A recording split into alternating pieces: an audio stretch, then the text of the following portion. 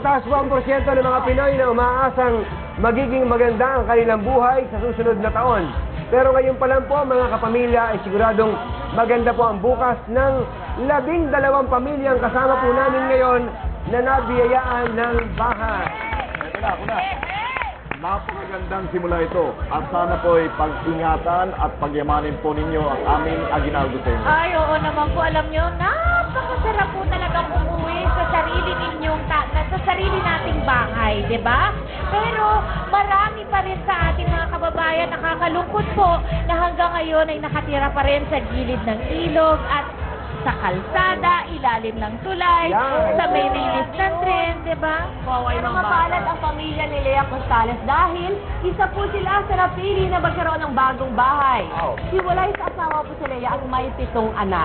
Mag-isang kumakayod para buhayin ang mga anak. At narito po, panoorin po natin ang kanyang kwento.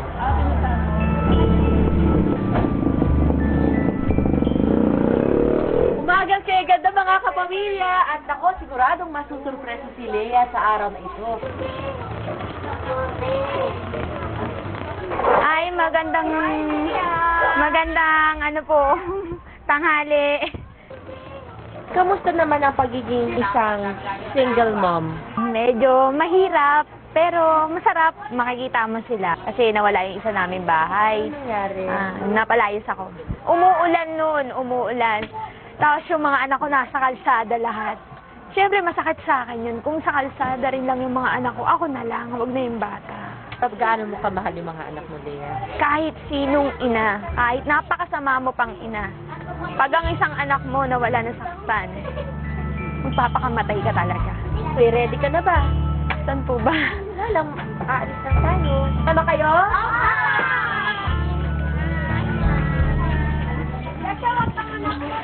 Hello! Hi!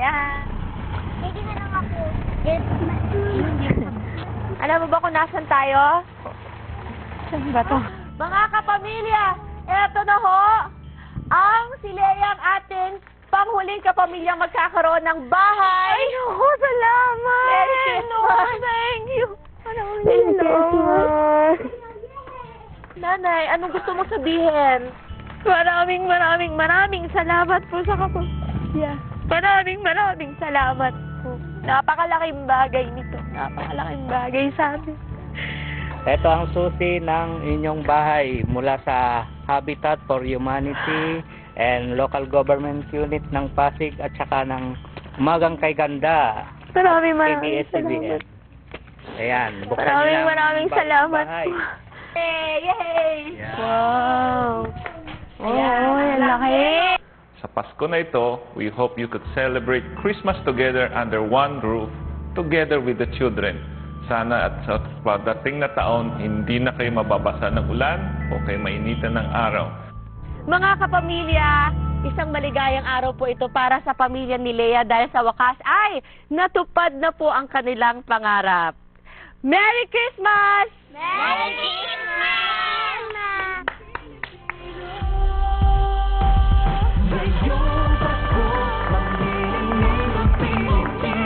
Ayan. Nandiyan po si ating Lea, pero hindi lang po siya ang may maagang pamasko. Dahil isa po sa ating audience po ngayon at isang home viewer ang mag-uuwi ng tig-isang pangkabuhayan showcase na naman. Sa mga nanonood po sa kanilang bahay, bilangin po kung ilang beses lalabas ang Christmas icon ni Tita Winnie. Yan. At bibigyan po namin kayo ng signal kung kailan kayo pwedeng mag-text. Yan po ang icon dito. Huwag niyo pong bibilangin yan dahil hindi po kasama yan. Hindi po kasama. Sa mga kasama naman po natin dito sa Mandaluyong kung sino ang aming mabubunot na numero ang siyang uuwi ng pangkabuhayang showcase. Kaya mamaya po abangan din ang mananalo niyan at kung sino ang mananalo sa ating Ring Me Contest. Yan po lahat sa pagbabalik ng Umagang Kay Ganda! Ang Pilipino